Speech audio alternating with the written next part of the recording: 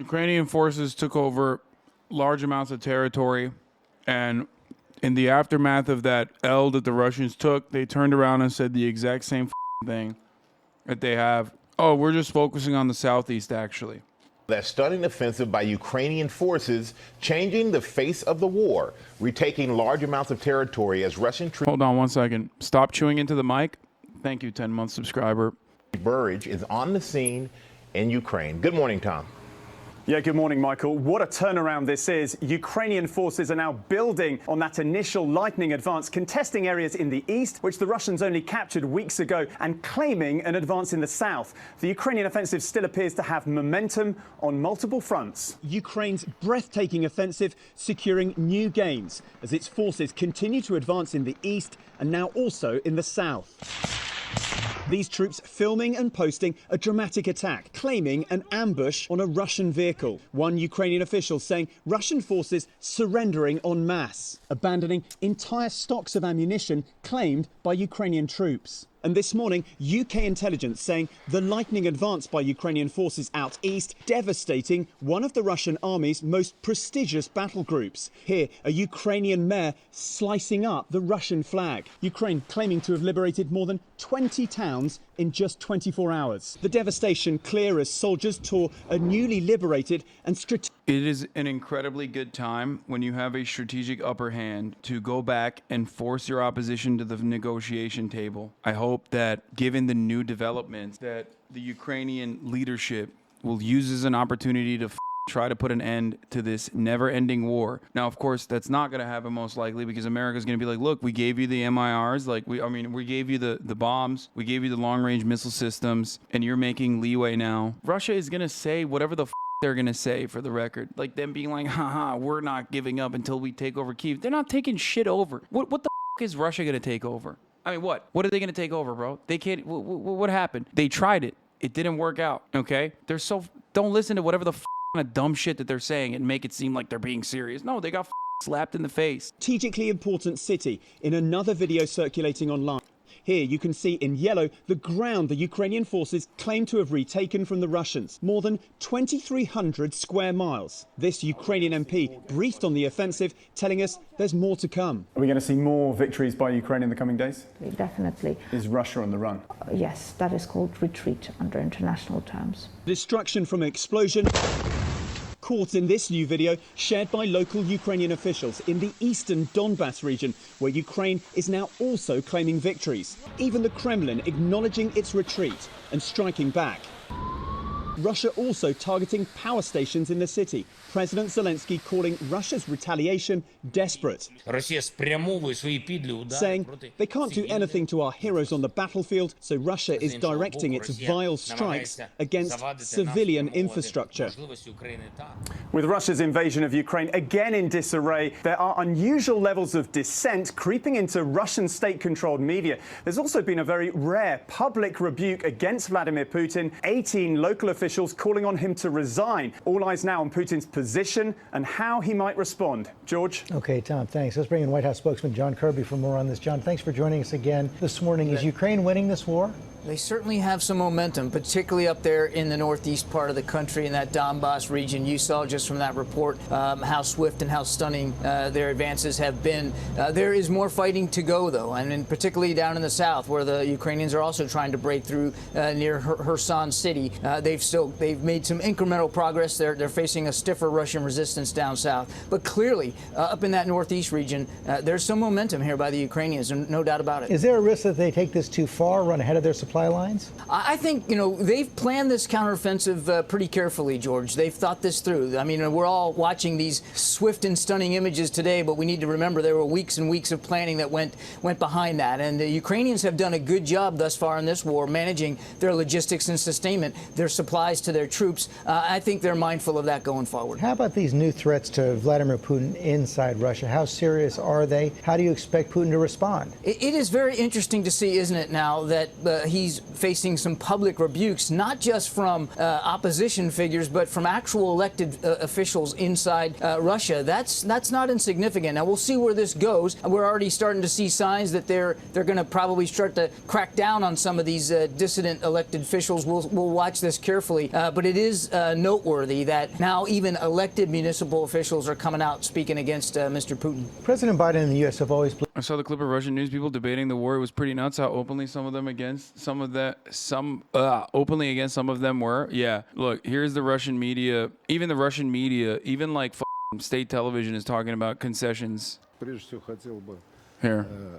чтобы никакой паники не поддавались на фоне, надо признать, того поражения, которое мы потерпели в районе Харькова, надо это признать, потому что поражение имеет смысл, когда его признаешь и делаешь из него выводы. А если этого не делать и не признавать, то получишь другое поражение, может быть, гораздо серьезнее. Поэтому в этом смысле, я думаю, надо реально смотреть на вещи. Это действительно сложная ситуация, и надо понимать, что мы сражаемся с Honestly, isn't it pretty disrespectful for Ukraine to be counterattacking their national mourning period for Her Majesty? I know, it's really up. It's distasteful. It's very distasteful. How dare they? After all the guns and weapons that Her Royal Majesty the Queen sent off and sanctioned off into Ukraine, for them to behave this way is dastardly. If Ukrainians and Russians are both Turks, why are they fighting? I don't know. That is a good call. Why do their politics shows look like the set of Who Wants to Be a Millionaire? Well, guess what? It's better that way. противником.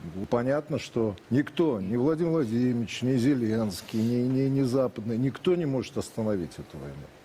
Эта война может закончиться только поражением одной из сторон. Причем, надо сказать, для нас это поражение может быть действительно фатальным. Это тоже надо понимать, потому что оно может привести к процессу распада страны. Но в определенной степени эта война, в моем понимании, а это война уже. Война напоминает советско-финскую войну, кстати. В данной ситуации, ну да, видимо, нужно делать выводы. Видимо, нужно делать какие-то выводы Министерству обороны. Надо... Ну, что говорить? Ну, мы все знаем о тех проблемах, которые есть в вооруженных силах. Вооруженные силы Российской Федерации явно, на мой взгляд, не были готовы к такому масштабу войны. А вооруженные силы Украины были готовы. Пора вообще переходить в немножко другой режим, потому что ситуация, она, как говорится, действительно весьма серьезная. Хотя бы начать с таких мелочей, как, ну, прекратите вы по телевидению американские фильмы-то крутить. Ну, ё-моё, хочется сказать. Ну, я не говорю, Россия, Первый канал, там, НТВ, да. Ну, посмотрите все остальные каналы. Ну, это бред. Это зачем вы делаете? Ну, это унизительно вообще. Ну, что получается у нас? Мы все время говорим, у нас малое количество солдат сражаются. Так вот эти 170, вот они сражаются, а вся остальная страна отдыхает, что ли? Но видится-то это так. Причем понятно, что многие из этих солдат это из самых бедных, из крестьян, из рабочих, из людей, которые многие пошли, так сказать, не столько из патриотических чувств, но для них и деньги эти имеют значение. Но понимаете, у нас сейчас говорят, вот мобилизацию простите. Да я подозреваю, что очень трудно мобилизацию сейчас произвести. Нужна все-таки какая-то ясность в политическом решении украинского вопроса. Но надо признать, на мой взгляд, что украинский народ существует. Это Dude, that's crazy. He said we should acknowledge that Ukrainian people do exist. That's crazy. That's a hot take. Just saying, that's the hottest of takes. Первое надо признать. Но надо это признать, на мой взгляд.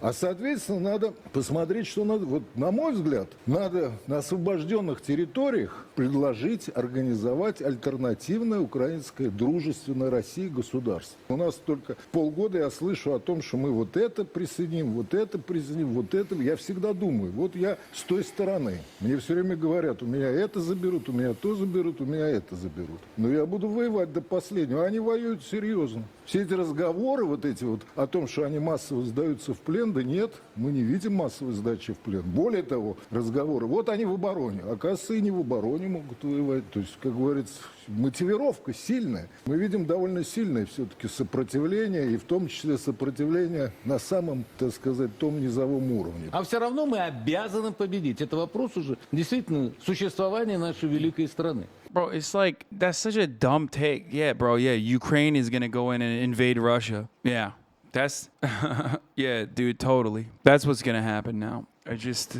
like, and for people who are confused by this, like, how the f*** is happening, I told you that it was always going to be the war will end in Moscow. No, it was always going to be a incredibly long and complicated process. It was going to be difficult. It was going to be bloody. It was going to be deadly for both parties involved, and especially Russia. I think they're saying the political turmoil within the Russia will rupture the Russian state. Is there even political turmoil within the Russian state? The Russian state is a singular individual. The Russian state is one guy. No, it isn't. I mean, it isn't. Even the Communist Party of Russia is almost in unison. Russian opposition is built by Vladimir Putin. I know there's complexities in every political system, okay, obviously, but even like opposition parties that are created in Russia are still oftentimes controlled by Vladimir Putin. Listen to them. They want to fight that last Russian in Ukraine. Let them. Ukraine and the coalition of the willing, we arm and fund this battle for as long as possible. By the way, we're putting Ukraine on NATO membership after they regain their country from these Russian fascists. Yeah, okay, bro. Yeah. We'll fight them until every last Russian, this guy says, living in Florida. Motherfuckers in Palm Beach being like, we'll fight the Russian Federation down to every Russian soldier. That's sick, man. Are you going to do it? You're not going to do it. Who's we? Are you speaking French? What do you mean we're fighting the Russians? No, you're not. You're not doing shit. The real opposition is Navalny? Yeah, totally. Anyway, here, let's There's finish going to have the to be a American diplomatic end take on to this war. Is the table laid for a more favorable diplomatic settlement right now? You know, George, I don't know that we know we're there yet. And actually, it's really going to be up to President Zelensky as commander-in-chief to determine if and when he's ready to sit down and negotiate. Clearly, we don't appear to be at that point right now. I mean, there's still a lot of fighting going on, not just in the north, but elsewhere in the country. And Mr. Putin has shown no inclination to stop the prosecution of this war against the Ukrainian people, as we saw with his retaliatory strikes in Kharkiv just over the weekend. So I don't think we're there yet. Obviously, President Biden fully supports a diplomatic end to this war, an end that we'd like to see today.